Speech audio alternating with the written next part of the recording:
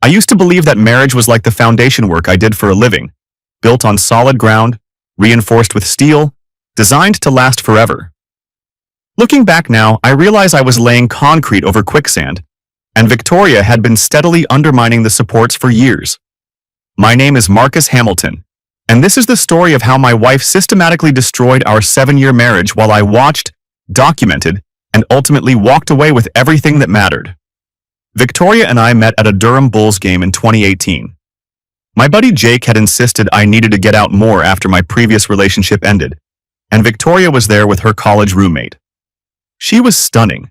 Not just beautiful, but alive in a way that drew people to her like moths to flame. Auburn hair that caught the stadium lights, green eyes that sparkled when she laughed, and a smile that made you feel like you were the only person in the world. "You look like you actually understand what's happening down there," she said, sliding into the seat next to mine during the 7th inning stretch. "Structural engineering teaches you to appreciate good fundamentals," I replied, gesturing toward the field.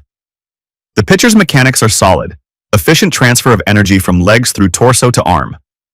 She laughed, a genuine sound that made my chest tighten. That's either the nerdiest or most romantic thing anyone's ever said to me at a baseball game. I was going for romantic. Mission accomplished. We talked until the last out, then moved to a nearby bar where the conversation flowed like we'd known each other for years. She was a dental hygienist at Riverside Dental Group, loved training for half marathons, and had strong opinions about everything from craft beer to urban planning. When I mentioned my hobby of building custom furniture, her eyes lit up. "You actually make things with your hands? That's incredible. Everything in my apartment is from Target or IKEA." "Well, we'll have to fix that someday." The word someday hung between us, full of possibility. We were married 18 months later in a ceremony at the Umstead Hotel. Victoria looked radiant in her grandmother's vintage dress, which we'd had altered to fit her perfectly. During our vows, she promised to love, honor, and build a beautiful life together, and I believed every word. The early years were everything I'd dreamed of. We bought a 1960s ranch house in North Hills that needed extensive renovation, and Victoria threw herself into the project with infectious enthusiasm. Weekends were spent at the farmer's market, hunting for unique fixtures at antique stores, or hosting dinner parties where Victoria would hold court, making everyone feel welcome and important. "You two are relationship goals," our friend Sarah would say, watching us move around the kitchen in perfect synchronization during these gatherings. Victoria would beam and slip her hand into mine. "We just fit, you know?" I thought we did too. Our financial life was equally harmonious. My promotion to senior project manager at Titan Construction brought our combined income to $165,000, comfortable for Raleigh. Victoria handled the day-to-day expenses with meticulous attention to detail, while I managed our investments in the savings account we'd earmarked for a dream vacation home at the Outer Banks. 20 more years, Victoria would say, scrolling through beach house listings on her laptop. "By the time we're 55, we'll have our place on the water."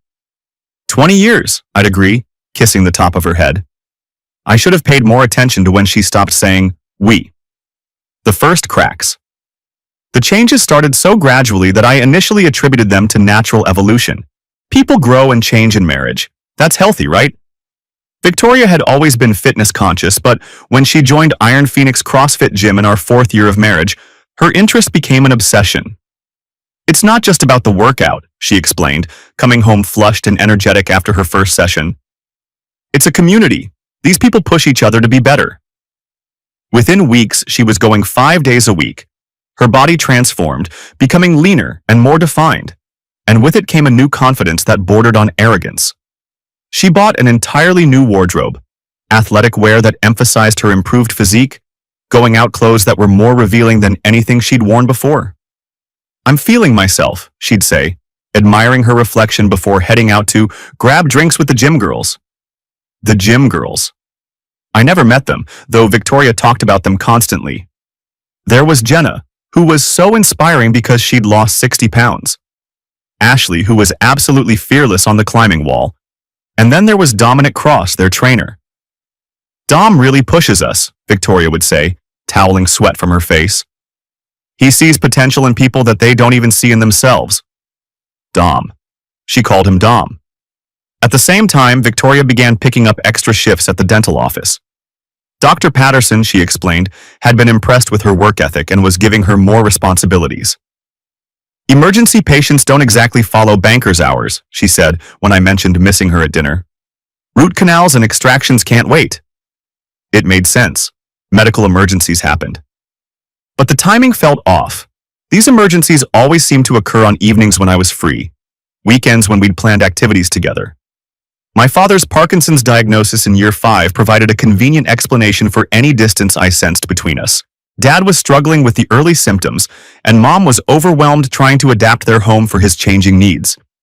I spent most weekends helping them install grab bars, build wheelchair ramps, and reorganize their living space. "Go take care of your parents," Victoria would say, waving me off with a smile that didn't quite reach her eyes. "I'll catch up on work stuff." Looking back, those were the weekends she was probably with Dom. The red flags were subtle at first. Victoria started guarding her phone, taking calls in the garage or the bathroom. She claimed the reception was better there. When I'd walk into a room where she was texting, she'd quickly close the app and give me her full attention, which should have been reassuring but somehow felt performative. "Who was that?" I'd ask. "Just Ashley from the gym. She's having drama with her boyfriend." There was always a reasonable explanation. There always is when someone's lying. The financial irregularities were harder to dismiss. Cash withdrawals from our joint account that Victoria attributed to gym supplements and protein powder. The amounts were small enough, $50 or $75 at a time, that questioning them made me feel petty. "Since when do you track my spending like that?" she asked when I mentioned it. "We agreed I handle daily expenses." "I'm not tracking it.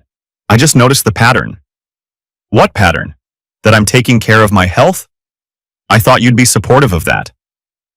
The conversation would inevitably turn into an argument about my lack of support for her self-improvement journey, and I'd end up apologizing.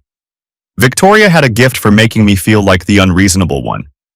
She stopped wearing her wedding ring to the gym because it pinched during deadlifts. She bought new perfume, something lighter and more floral than the warm vanilla scent I'd always associated with her. When I complimented it, she laughed.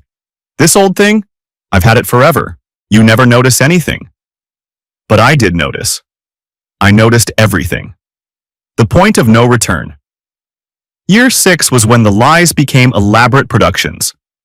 Victoria announced that Dr. Patterson was starting a book club for the office staff, a professional development initiative to broaden their horizons. "What's the first book?" I asked. "Oh, it's contemporary women's literature. You wouldn't be interested." Every Wednesday evening, Victoria would dress up for book club. Nice jeans, carefully applied makeup, the new perfume. She'd carry a purse I'd never seen before and return home around 10:30, slightly flushed and energetic. "How was book club?" "Great.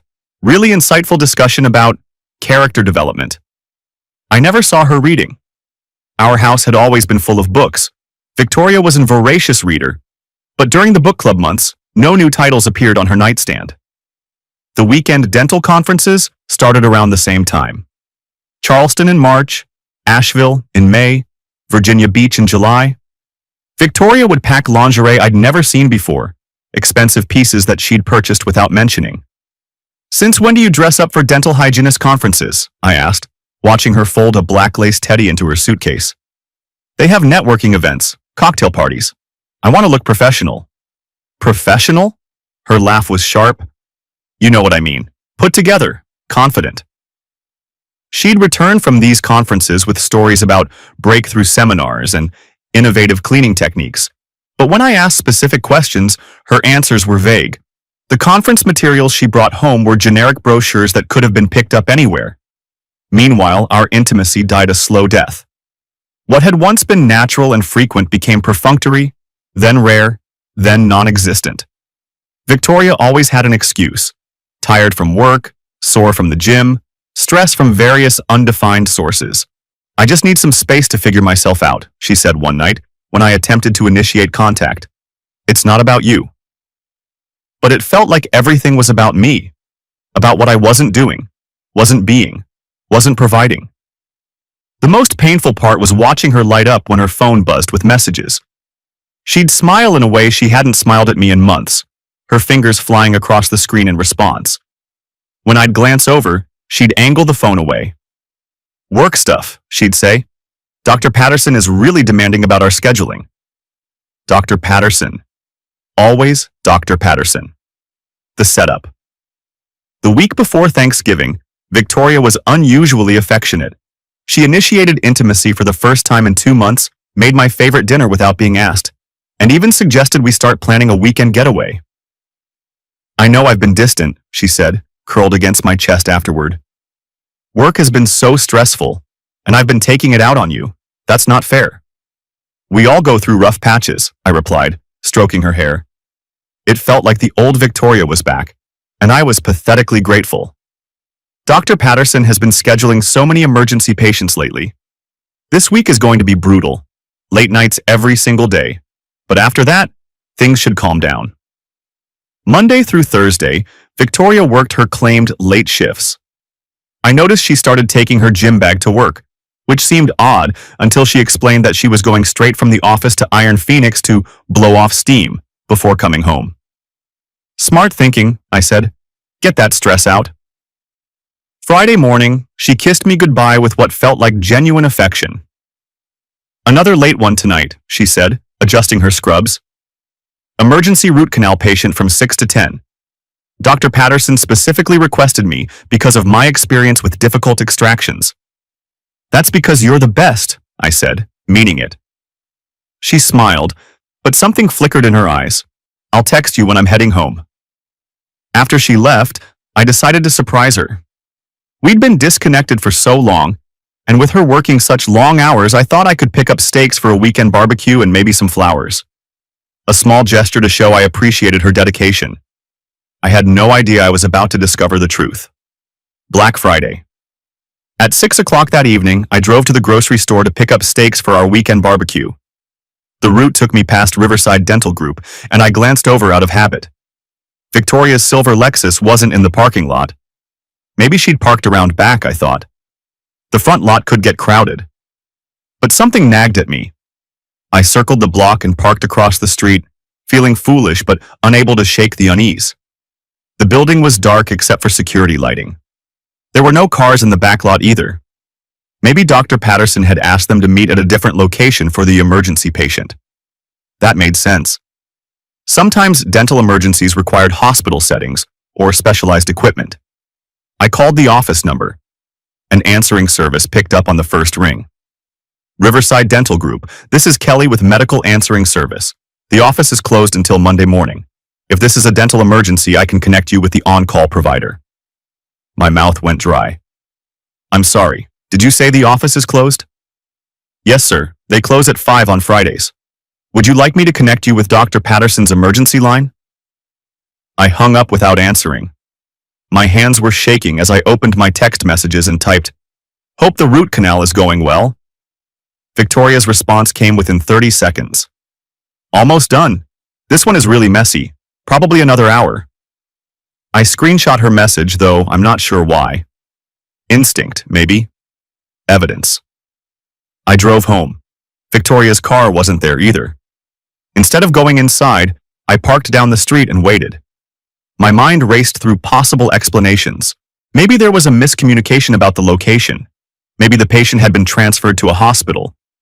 Maybe Victoria had misunderstood Dr. Patterson's instructions. But deep down, I knew. While I waited, I opened our banking app and checked our credit card activity. There was a charge from the Marriott downtown bar at 6:32 p.m. The timestamp was 27 minutes after Victoria had texted me about being busy with her patient. I sat in my car for 3.5 hours watching our driveway, thinking about the last 6 months of lies and excuses and the gradual erosion of everything I'd thought was solid in my life. At 10:15 p.m., Victoria's Lexus pulled into our driveway. I watched her through my windshield as she checked herself in the rearview mirror, applied fresh lipstick, and sprayed perfume. She ran her fingers through her hair and adjusted her scrubs. The entire routine took 5 minutes. Then she got out of the car and walked to our front door like she was coming home from work. The performance. "God, what a night," Victoria said as she entered the house, letting the door close heavily behind her. She set her purse down and rubbed her temples dramatically. That patient was a nightmare.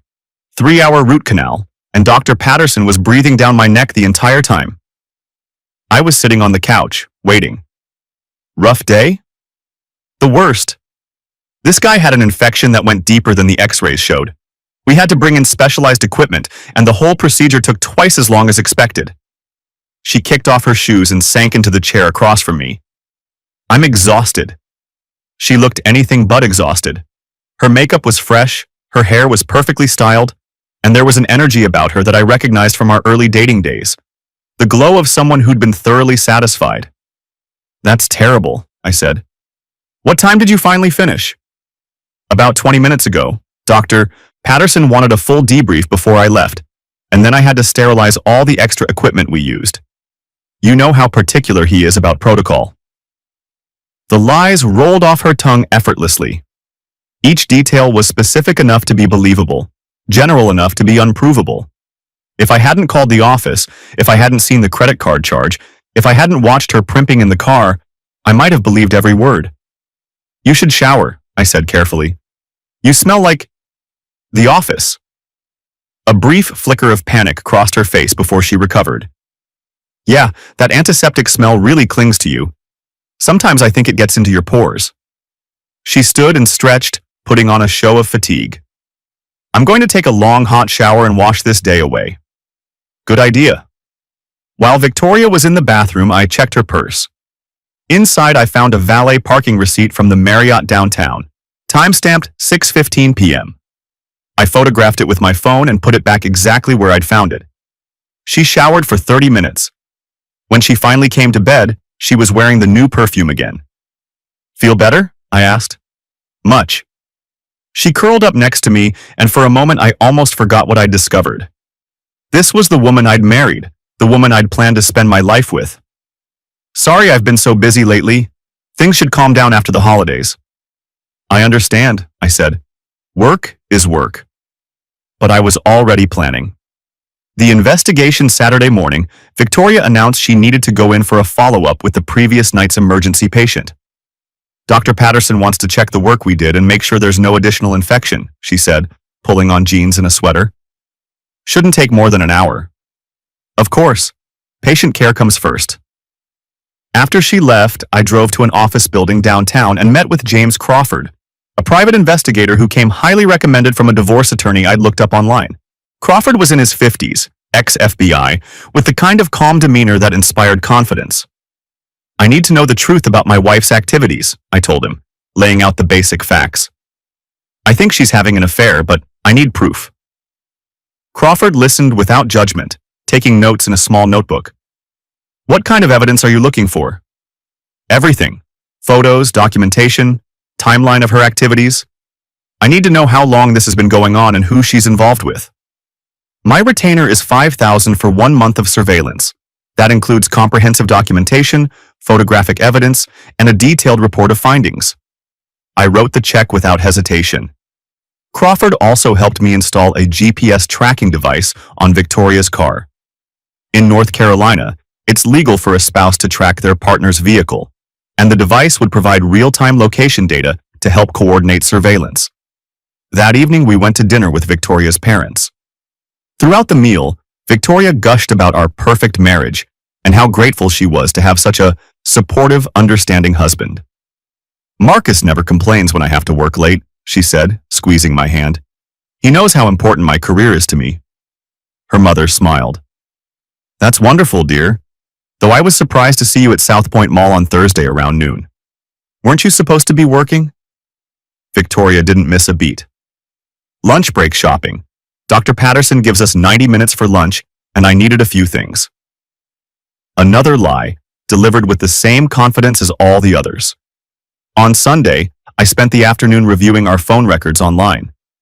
Victoria's number showed hundreds of text messages and dozens of calls to a number that wasn't saved in our shared contacts. A reverse lookup revealed the number belonged to Dominic Cross, her trainer at Iron Phoenix. The pattern was clear. Messages every day, calls during her claimed work hours, and a sharp increase in frequency over the past 4 months. I'd found my answer. Week 1. Crawford's surveillance began on Monday. That evening, Victoria announced another late shift. "Dr. Patterson has 2 emergency patients tonight," she said, kissing my cheek. "I probably won't be home until 10. I'll keep dinner warm for you."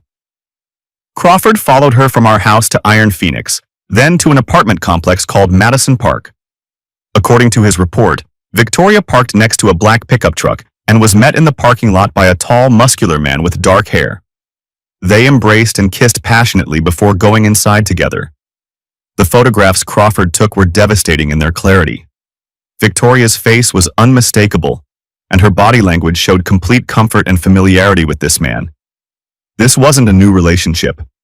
She returned home at 9:45 p.m. with stories about difficult extractions and demanding patience. Tuesday morning, I brought Victoria coffee in bed, acting like the devoted husband I'd always been. "You're so sweet," she said, sipping the coffee. "I'm sorry I've been so busy lately. Don't apologize for being dedicated to your work, though I hope things calm down soon. Actually, I'll probably need to work late again Thursday. Dr. Patterson is really pushing to clear the emergency backlog before Thanksgiving." "Of course, whatever you need to do." Wednesday was book club night. Crawford followed Victoria to a wine bar in downtown Raleigh, where she met 3 other people, the same man from Monday night and another couple. According to Crawford's notes, Victoria and the man were introduced to the other couple as Dom and Tori. Dom and Tori. They had couple names. The other couple posted photos on Instagram that night with the caption, "Double date night." Victoria was clearly visible in the background, laughing and holding hands with Dom. Thursday evening, the GPS tracker showed Victoria's car at Madison Park from 6 p.m. until 11 p.m. Crawford positioned himself where he could see the apartment entrance and captured video footage of Victoria and Dom entering together at 6:15 p.m. While they were together, I had dinner with my parents. Dad was having a particularly difficult day with his tremors, and Mom was struggling to maintain her usual optimism. "How are things with Victoria?" Mom asked while we cleaned up the kitchen. "Good," I said automatically. "She's been working a lot of late nights lately." "That's too bad. You two hardly see each other anymore." If she only knew. Friday, Victoria actually did work late, her normal shift pattern, probably to maintain her cover story. While she was genuinely at the office, I searched our home office. In the back of her filing cabinet, behind old tax returns, I found credit card statements for an account I didn't know existed. The statements told a story I wasn't prepared for. $8,000 in charges over the past 4 months. Hotels, lingerie stores, expensive restaurants, and jewelry purchases.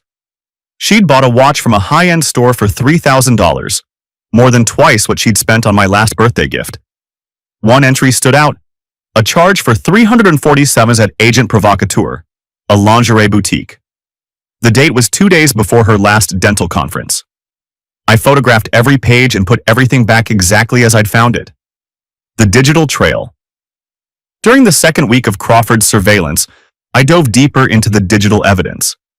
Victoria had been careful about her phone, but she'd been sloppy on social media. Dom's Instagram account was public, and it painted a clear picture. Among the typical fitness posts were photos of a woman's hand wearing jewelry I recognized as Victoria's. A picture of coffee cups on a table with the caption, "Perfect Morning," showed 2 cups and a set of keys with the distinctive BMW keychain I'd bought Victoria for Christmas. The most damning was a photo of rumpled bedsheets with the caption, "Sunday Motivation," posted 3 weeks earlier. I recognized those sheets. They were from our guest bedroom set that Victoria had claimed was too formal for everyday use. But the real discovery came when I found Victoria's second Instagram account, Tori Loves Fitness. The account was private, but Crawford had connections who could access it. The photos there told the complete story of Victoria's double life. Pictures of Victoria and Dom at restaurants, on hiking trails, and in what was clearly his apartment. Vacation photos from a weekend trip to Savannah that Victoria had claimed was a girls' spa weekend. And worst of all, photos taken in our own home when I was away helping my parents. The comments on these photos made my stomach turn. Dom called her my queen and the most beautiful woman in the world. Victoria responded with heart emojis and promises of forever. The financial investigation revealed even more disturbing details.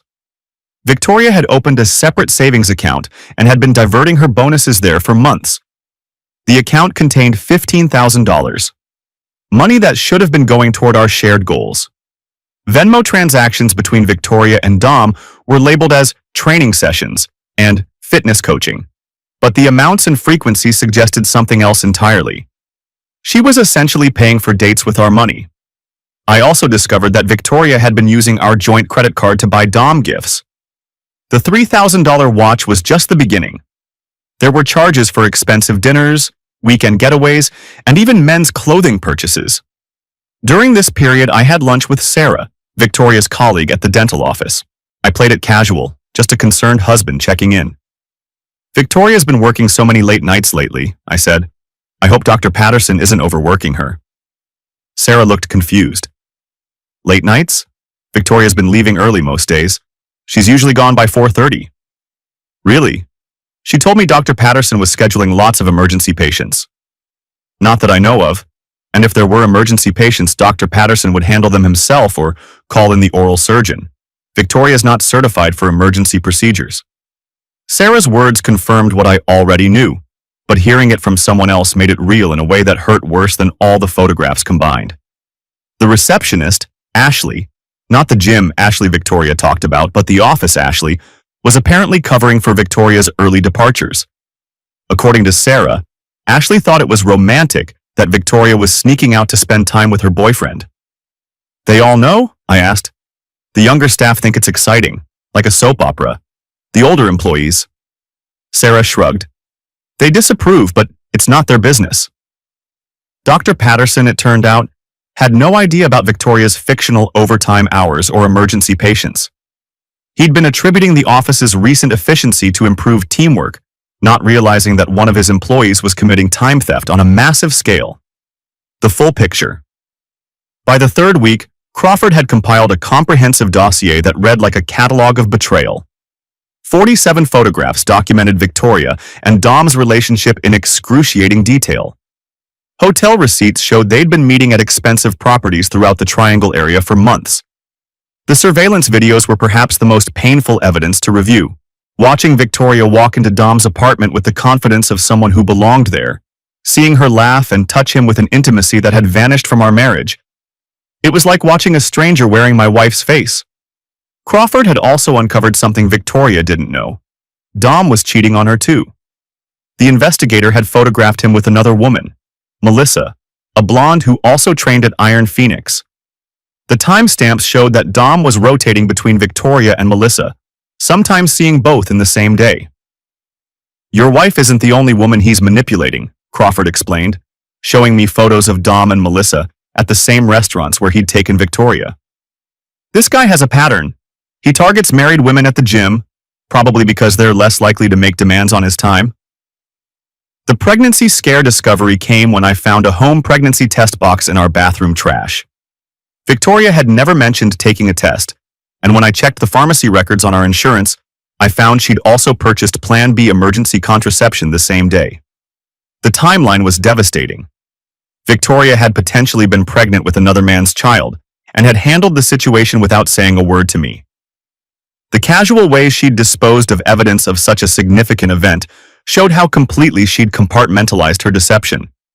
During this period, I began protecting our assets. I opened a separate bank account and started redirecting my salary there. I moved important documents, our marriage certificate, property deeds, insurance policies, to a safety deposit box that only I could access. The consultation with divorce attorney Rebecca Sterling was sobering but encouraging. North Carolina's alienation of affection laws meant I could potentially sue Dom for damages related to destroying my marriage. More importantly, Victoria's adultery would bar her from receiving alimony and could significantly impact property division. The evidence you've gathered is comprehensive, Sterling explained.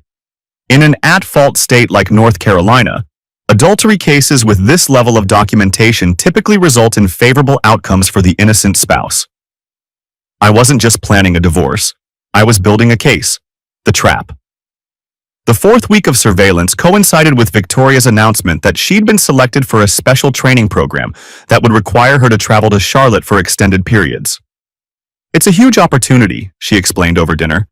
"Dr. Patterson specifically recommended me because of my recent performance improvements." "That's wonderful. When does it start?" "After the new year. I'll probably need to go up there for long weekends, maybe even full weeks at a time." More lies, but now I understood their purpose. Dom had probably been offered a job in Charlotte, or maybe they were planning to relocate together. Victoria was laying the groundwork for more extended absences that would eventually lead to her asking for a separation. I decided it was time to act. Crawford's final surveillance report included a detail that would prove crucial. Victoria and Dom were planning a vacation to Cancun over New Year's week. They'd booked flights and a resort under false names. Victoria was traveling as Tori Cross, using a fake ID that Dom had apparently helped her obtain. This wasn't just adultery anymore. Victoria had crossed into identity fraud, which carried serious legal consequences. On December 15th, I made my move. I called Victoria at work during her lunch break. "Hey, I was thinking we should plan something special for New Year's. Maybe that weekend getaway you mentioned?" "Oh, I don't know if I can. Dr. Patterson might need me to work extra shifts during the holidays." "Really? Even New Year's week?" "Especially then. People tend to have dental emergencies during holidays." "That's too bad. I was really looking forward to spending time together." "I know, baby. I'm sorry. Maybe we can do something in February." February, after her fake vacation with Dom. That afternoon, I met with Rebecca Sterling and presented all the evidence Crawford had gathered. Together, we developed a strategy that would protect my interests while exposing Victoria's deception in the most legally advantageous way possible. "We'll file for divorce on January 3rd, Sterling explained, after she returns from her fraudulent vacation. The timing will maximize the impact of the evidence and minimize her ability to hide assets or claims she was trying to reconcile. I also met with HR at Titan Construction to discuss potential schedule flexibility. My supervisor, knowing about my father's health issues, was understanding about my need for time off to handle family matters. Everything was in place. The holiday's Christmas was surreal. Victoria played the role of loving wife perfectly, buying thoughtful gifts and hosting her family for Christmas Eve dinner. She gave me a custom leather portfolio with my initials embossed on the cover. "For all your important projects," she said, kissing my cheek as I opened it. I gave her a pendant necklace with a small diamond. Nothing extravagant, but elegant. She put it on immediately and admired herself in the mirror. "It's beautiful. Thank you." What she didn't know was that the necklace contained a GPS tracker invisible to the naked eye. Crawford had recommended it as a way to monitor her movements during the Cancun trip. Victoria's parents were effusive in their praise for our marriage during Christmas dinner. "You two give us hope," her father said, raising his wine glass. 7 years and still acting like newlyweds." Victoria blushed and squeezed my hand. "Marcus is the best husband a woman could ask for." The performance was flawless. If I hadn't known the truth, I would have believed we were the perfect couple her parents saw. On December 28th, Victoria announced that Dr. Patterson had called an emergency meeting for his key staff. She'd need to fly to Charlotte that afternoon and wouldn't return until January 2nd. "I'm really sorry," she said, packing the expensive lingerie I'd seen on the credit card statements. "The timing is terrible, but this training program is too important to pass up." "I understand. Career opportunities don't wait for convenient timing." I drove her to the airport and kissed her goodbye at the departure gate. "Have a safe trip," I said. "Text me when you land." "I will. I love you." "I love you too." It was the last time we would say those words to each other. The reckoning Victoria's texts from Charlotte were masterpieces of deception.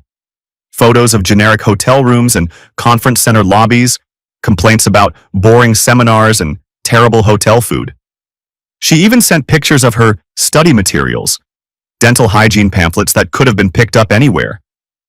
Meanwhile, the GPS tracker told a different story. Victoria was at a luxury resort in Cancun, registered under her false identity. Crawford had arranged for a colleague in Mexico to document her activities there, and the photos that came back showed Victoria and Dom living it up like honeymooners. Poolside drinks, romantic dinners, sunset walks on the beach, all while she was supposedly attending professional development seminars. The hypocrisy was breathtaking. On January 2nd, Victoria called to say her flight had been delayed and she wouldn't be home until late that evening. "The weather in Charlotte is terrible," she complained. "All flights are backed up." According to the tracker, she was still in Cancun. Her actual flight wasn't scheduled to depart until the next morning. While waiting for her return, I spent the evening making final preparations. I moved the rest of my personal belongings to a temporary apartment I'd rented across town. Important documents, family photos, and my most valuable tools went into storage. When Victoria finally arrived home on January 3rd, she found me waiting in the living room with divorce papers and a thick folder containing Crawford's evidence. "What's all this?" she asked, setting down her suitcase. "How was Charlotte?" Something in my tone made her freeze. "Fine, long, educational." I opened the folder and spread out photographs of her Cancun vacation across the coffee table. "Really? Because these suggest you were somewhere much warmer." Victoria's face went through a series of expressions: confusion, recognition, panic, and finally defiant anger. "You had me followed?" "I had my wife investigated because she'd become a stranger. Turns out I was right." She looked at the photos for a long moment, then back at me. "Marcus, I can explain." "Don't." I held up my hand. "Don't insult my intelligence with more lies. I know about Dom. I know about the secret credit card, the fake Instagram account, the money you've been stealing from our joint accounts. I know about the pregnancy scare and the Plan B. I know you've been committing time fraud at work and identity fraud with that fake passport." Each revelation hit her like a physical blow. By the end, she was sitting on the edge of the couch staring at the floor. "How long?" she whispered. "How long have I known?" "About a month." "How long have you been cheating?" "Based on the evidence, at least 8 months. But something tells me it's been longer." Victoria looked up at me with tears in her eyes. "It's not what you think." "It's exactly what I think. You've been living a double life, stealing money from our marriage to fund your affair, and lying to me every single day. The woman I married died sometime last year, and I've been living with an imposter ever since." She stood up suddenly, anger flashing in her eyes. "You want to know the truth? Fine. Yes, I'm seeing Dom. Yes, I love him. And yes, I was planning to leave you. You want to know why? Enlighten me." "Because you're boring, Marcus. You're predictable and safe and completely passionless. You come home every day, work on your little furniture projects, worry about your parents, and expect me to be grateful for such a stable, comfortable life. Do you know what it's like to feel like you're suffocating in someone else's idea of happiness?"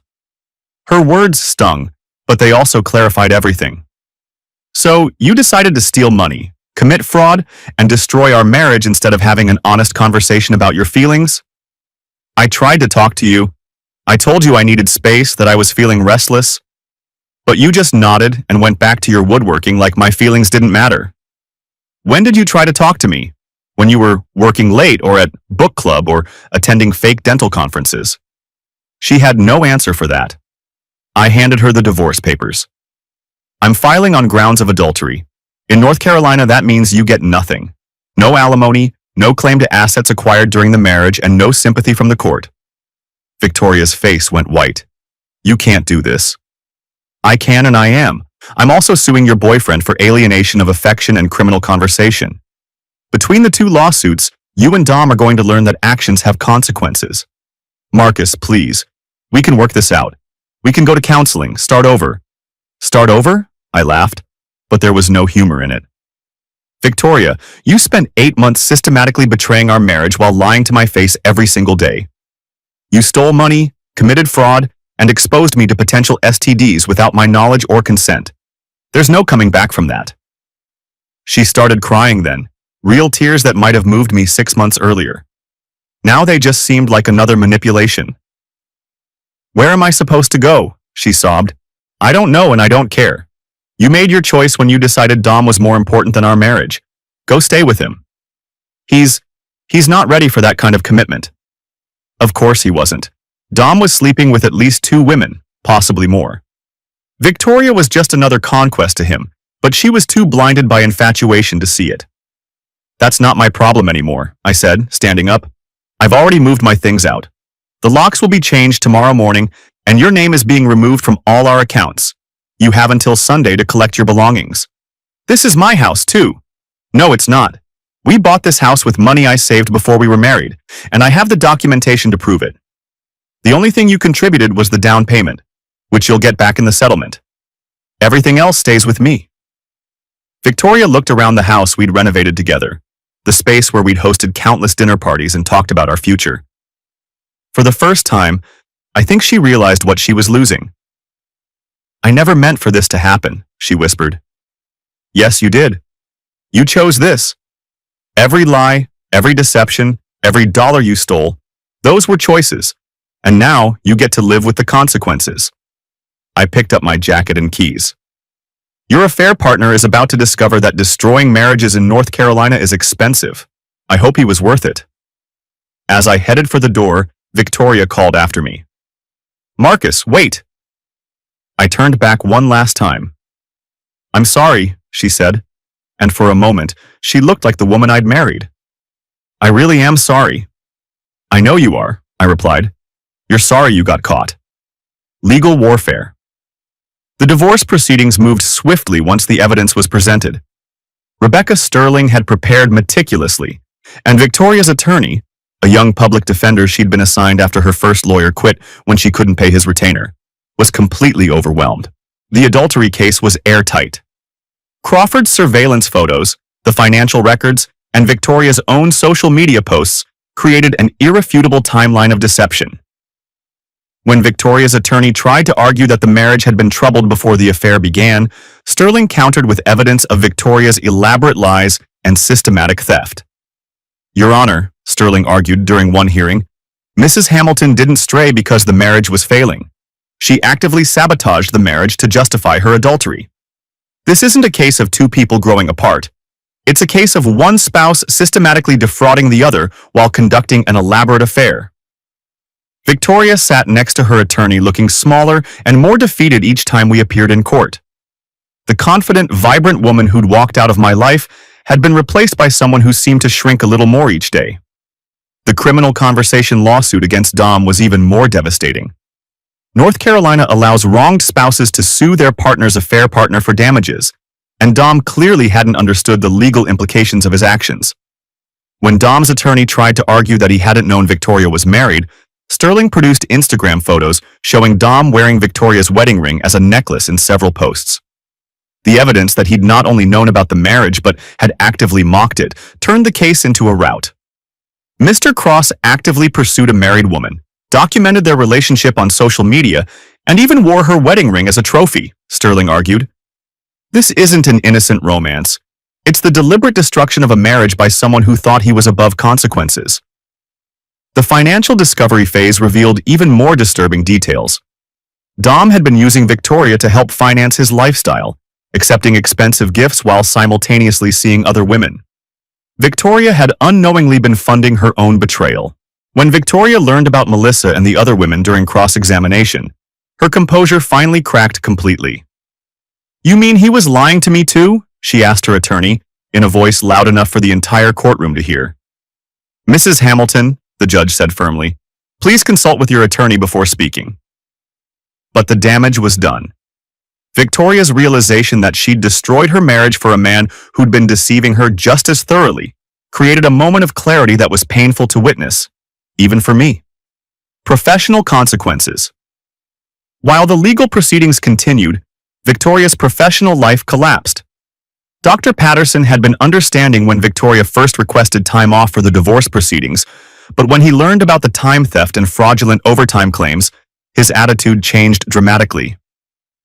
I trusted you with responsibilities because I thought you were dedicated to patient care, he told Victoria during what would be their final meeting. Instead, you were stealing time and lying to patients about your qualifications. The Dental Hygienist Board launched their own investigation after Dr. Patterson filed a complaint. Victoria's license was suspended pending a full review of her conduct, effectively ending her career in North Carolina. Without her dental hygienist income and facing mounting legal fees, Victoria was forced to take retail jobs to survive.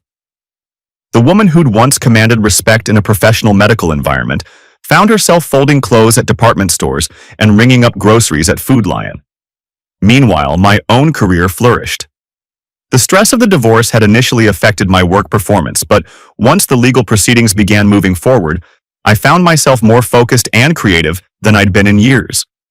Titan Construction promoted me to regional manager with a significant salary increase.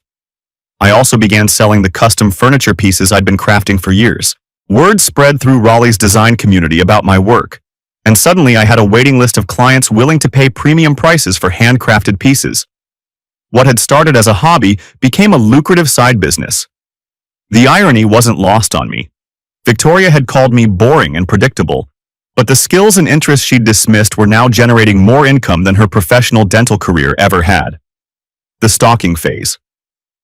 Victoria's behavior became increasingly erratic as the reality of her situation set in.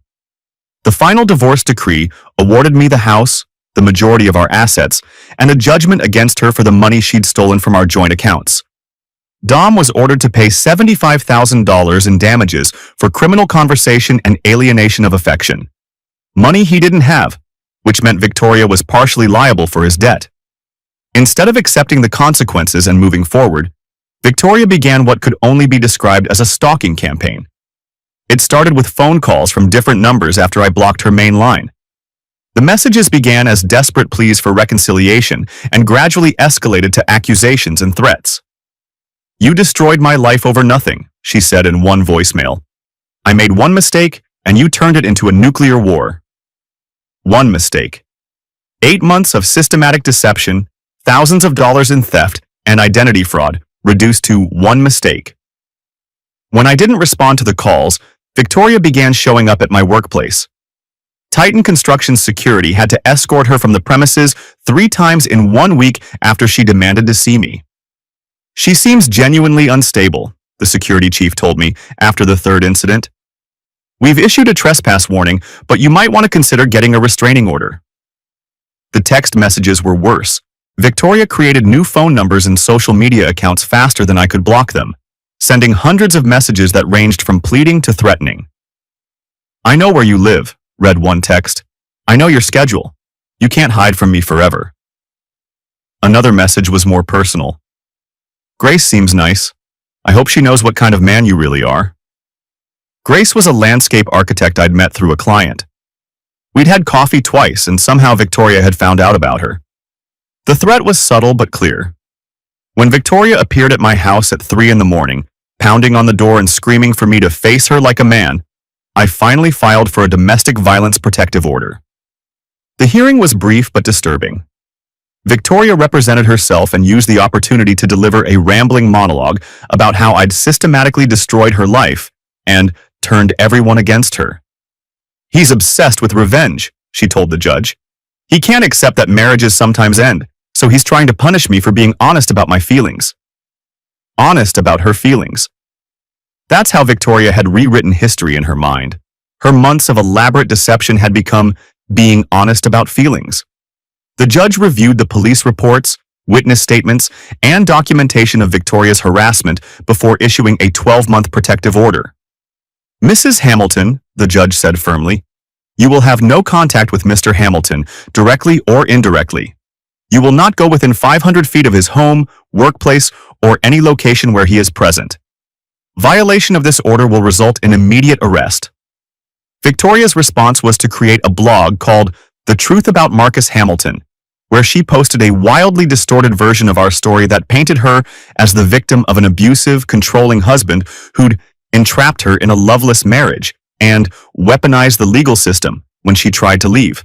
The blog attracted a small following of people who related to Victoria's narrative of victimhood, but it also documented her ongoing obsession with me in a way that would prove useful if she violated the protective order. Moving forward. 18 months after discovering Victoria's affair, I met Grace at a client consultation.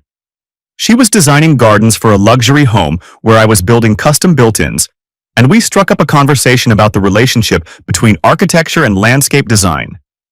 "The interior and exterior spaces should complement each other," she said, sketching modifications to her original plan. "When people look out these windows, They should see something that feels connected to the space they're in. Grace was everything Victoria wasn't. Thoughtful, genuine, and completely comfortable with herself. She didn't need constant attention or validation, and she appreciated craftsmanship in all its forms. Our relationship developed slowly and naturally. Grace knew about my divorce and Victoria's ongoing harassment, but she didn't see me as a victim or a project to fix. She saw me as a man who'd survived a difficult situation and emerged stronger. "You could have become bitter," she told me one evening as we watched the sunset from my deck. "A lot of people would have. But you chose to build something better instead." Grace was right. The custom furniture business had grown beyond my wildest expectations. I'd been featured in several design magazines, and my pieces were selling for 10 times what I'd charged just 2 years earlier. The hobby Victoria had dismissed as boring had become the foundation for financial independence. More importantly, I'd learned to trust my instincts again. The signs of Victoria's deception had been there from the beginning, but I'd ignored them because I wanted to believe in our marriage. I wouldn't make that mistake again. When Grace and I became engaged after 18 months together, it felt like the natural progression of something real, rather than the desperate grab for happiness that my marriage to Victoria had become. Victoria's descent. While I was building a new life, Victoria's continued to unravel. The blog about our marriage had attracted the attention of several of Dom's other victims, and they'd compared notes about his pattern of targeting married women. Victoria learned that she'd been one of at least 5 women Dom had been seeing simultaneously during their relationship. The man she'd destroyed her marriage for had never intended to build a life with her. She'd just been convenient until something better came along. Dom eventually married Melissa, the blonde from the gym, in a ceremony that Victoria found out about through social media. According to mutual acquaintances, Victoria spent several days calling in sick to work and was found by her landlord passed out drunk in her apartment. Her parents, who'd initially been supportive, gradually distanced themselves as Victoria's behavior became more erratic. When she was arrested for violating the protective order by showing up at my workplace again, they refused to post her bail. "We love you," her mother told her during the jail visit that Victoria later wrote about on her blog. "But we can't enable this obsession anymore. You need professional help." Victoria's response was to cut contact with her family and move to a different city where she could start fresh. But starting fresh is impossible when you haven't addressed the underlying problems that created the mess in the first place. Her social media posts from this period showed a woman desperately trying to recreate the excitement she'd felt during her affair. She dated a series of men who were obviously wrong for her, each relationship ending when her intensity and neediness became too much. The last I heard about Victoria was from Sarah, her former co-worker, who'd run into her at a grocery store in Burlington. She looked, Sarah paused, searching for the right word. Defeated. Like someone who'd been fighting a war for years and finally realized she was going to lose. Victoria had asked about me during that encounter, and Sarah had mentioned my engagement to Grace. According to Sarah, Victoria's reaction was a strange mixture of rage and sadness. She kept saying, "It should have been me," Sarah told me. But when I asked what she meant, she couldn't explain it. That summed up Victoria perfectly. She knew she'd lost something valuable, but she couldn't articulate what it was or take responsibility for how she'd lost it. The wedding Grace and I were married at the Biltmore estate on a perfect October morning. The ceremony was everything my first wedding had pretended to be: genuine, joyful, and surrounded by people who truly supported our relationship. Victoria's parents attended, which surprised me. Her mother had reached out months earlier to apologize for Victoria's behavior and to ask if they could maintain a relationship with me despite everything that had happened. "You were like a son to us for 7 years," she'd said. "We don't want Victoria's choices to erase all the good memories we have of that time." Having them there felt like closure in a way I hadn't expected. These people had raised Victoria, loved her, and been disappointed by her choices just as I had. Their presence was a reminder that Victoria's actions didn't negate all the positive relationships that had grown out of our marriage. The furniture business had expanded enough that I was able to take a month-long honeymoon in New Zealand with Grace. We spent our days hiking through incredible landscapes and our evenings in bed and breakfasts, where I sketched ideas for new pieces inspired by the natural beauty around us. "This is what partnership looks like," Grace said one morning as we watched the sunrise over Milford Sound. Two people building something together instead of one person tearing everything down. When we returned to Raleigh, I put the house Victoria and I had shared on the market. The memories there had been poisoned, and Grace deserved a space that was truly ours. We found a property in the mountains where I could build a workshop, and Grace could create the garden she'd been dreaming about. Our new home became a showcase for both our talents. Grace's landscape design complemented my custom woodwork perfectly, creating a space that felt like a work of art where we happened to live. The final encounter. Victoria's father passed away 3 years after our divorce, and I attended the funeral to support her mother. Victoria was there, of course, looking older and harder than I remembered. She'd gained weight, her hair was poorly maintained, and she wore the defensive expression of someone who'd been beaten down by life. During the reception, she cornered me near the parking lot. "Marcus," she said, and her voice was different, smaller, more uncertain. "I need to talk to you." "I don't think that's a good idea." "Please, just 5 minutes." Against my better judgment, I stopped walking. Grace was inside talking with Victoria's mother, and I could see them through the window. "I've been thinking about everything that happened," Victoria said. "About what I did to us. To you."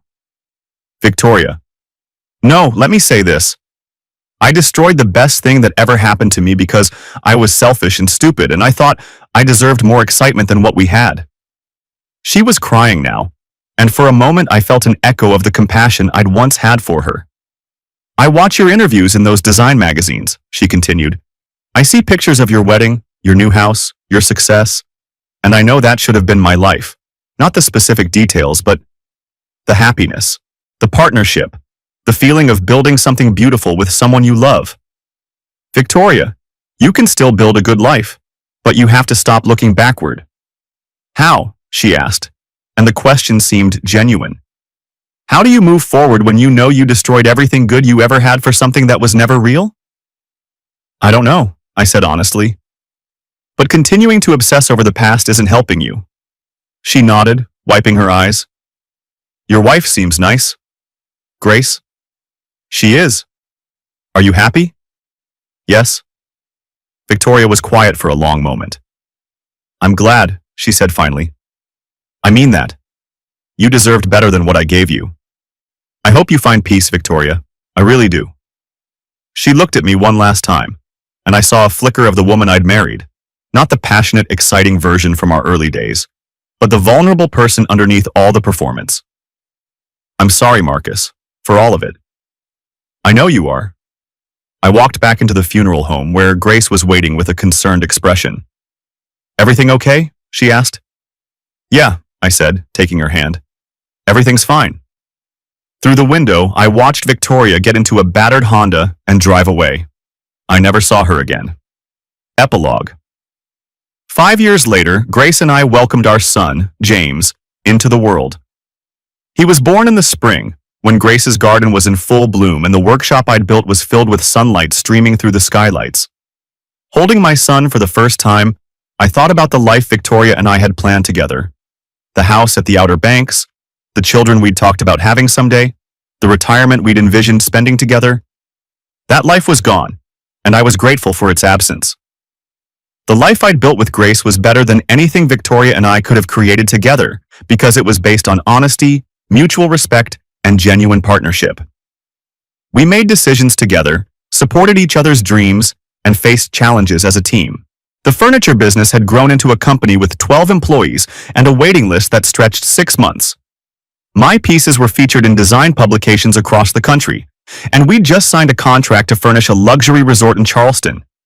Grace's landscape architecture firm had won several prestigious awards, and she'd been invited to design gardens for a botanical preserve in Costa Rica.